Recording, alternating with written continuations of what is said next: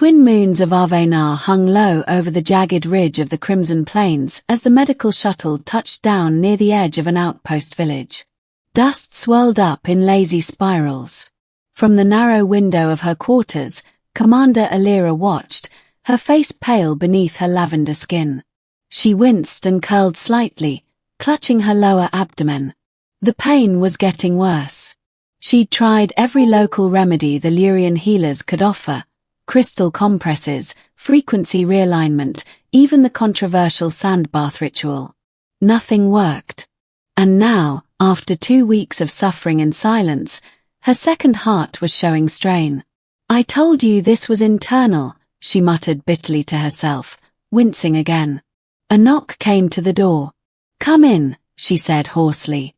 The door hissed open and a tall figure stepped inside. Human. Male. Rough around the edges, with graying temples and a faded green medkit slung over his shoulder. His name tag read, Dr. Miles Harrow.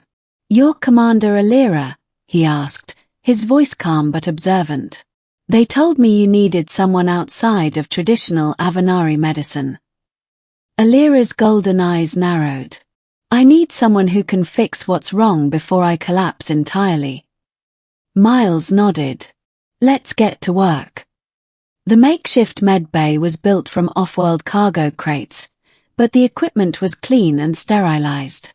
Alira lay on the examination bed, covered to the waist with a thermal blanket, her jaw clenched. Miles moved methodically, checking her vitals, asking questions that made her deeply uncomfortable, especially coming from a human male.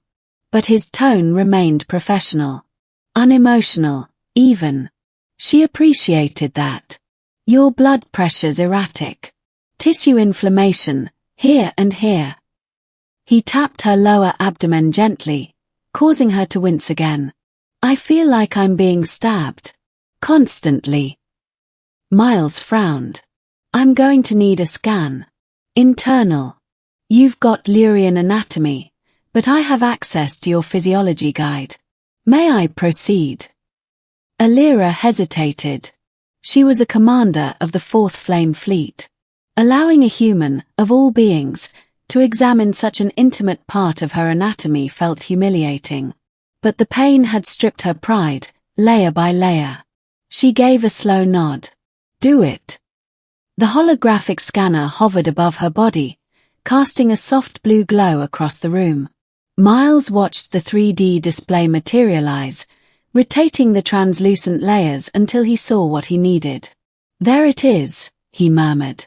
"A vascular obstruction. Deep in the internal junction canal. A clot, partially calcified." Alira's eyes widened. "I've never heard of that in our females." "It's rare, but not unheard of in multiuterine species. Your healers missed it because they don't have the imaging tools or the microsurgical training to treat it. So can you remove it?" Miles gave a tight smile. "Not remove. Dissolve. I'll use a nanoinjector loaded with a microthrombolytic agent designed for delicate tissue. Non-invasive. Quick. Risky if done wrong, but I've done it before on Terran patients.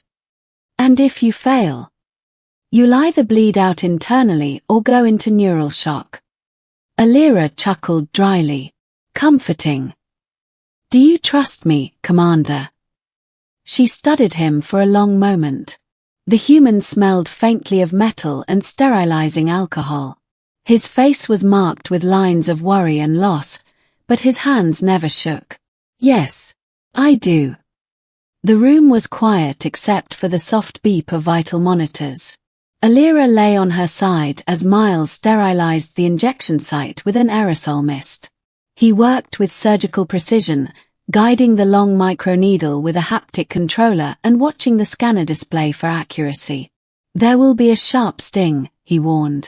"I've given birth to twins during atmospheric collapse. Do your worst." The sting came. Then a slow, hot pressure that pulsed through her hips and spine. She gritted her teeth. Beads of sweat gathered on her brow. Miles leaned closer to monitor the clot's dissolution. It's working, he said softly.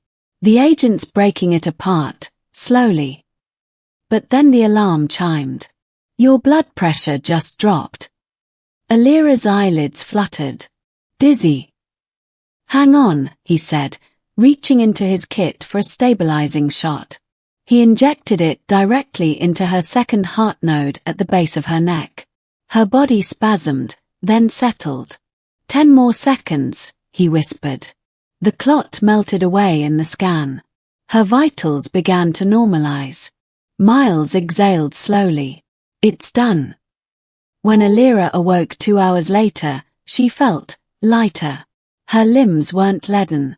The gnawing, relentless pain in her lower abdomen was gone. She sat up slowly, surprised at the lack of discomfort.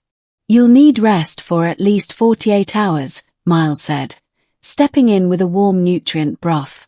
No aerial maneuvers. No command shifts. No negotiations with warmongers. She raised a brow. You read my schedule. I read your blood pressure. It tells me you never rest. Alira took the broth and sipped. It was strange, this human. No reverence. No fear. Just a stubborn calm that she found oddly reassuring. You saved me, she said quietly. Miles shrugged. It's what I do. No. I mean, really. I was dying, wasn't I? Yeah, he admitted. And your people would have called it soul depletion or celestial imbalance. But it was just a clot. A very human problem, in a very alien body. Then thank you, Dr. Harrow. He nodded, but didn't smile. You're welcome. 3 days later, the commander walked under her own power to the shuttle pad. The stars shimmered above, and the wind carried the sweet scent of night bloom from the valley. Miles stood near his vessel, packing up supplies. She approached silently. I got clearance for a fleet transfer, she said. He looked up. You're leaving Avenar. I've been reassigned to the Citadel front. I leave at dawn. He gave a small nod. Good. You're needed there. She hesitated. You could come with me. They need medics. Miles smiled faintly. They always do. But I'm due on Sail Kara Prime. There's a fungal outbreak in the mining colonies. Silence stretched between them. Alira stepped closer. You know, most humans find Lyrian physiology uncomfortable to study, let alone touch. I'm not most humans. No, you're not. She leaned forward, brushed his cheek with her fingers, then kissed it, light, respectful. Be safe, Doctor. You too, Commander. As her cruiser lifted off the next morning, Alira watched the surface of Avenar shrink beneath her. She pressed her hand to her abdomen, not out of pain, but in memory. The human had healed more than just her body. He had reminded her that science, understanding, and courage could bridge even the most intimate distances between species. And somewhere on Sail Kara Prime, Miles Harrow was probably saving another life with the same steady hands.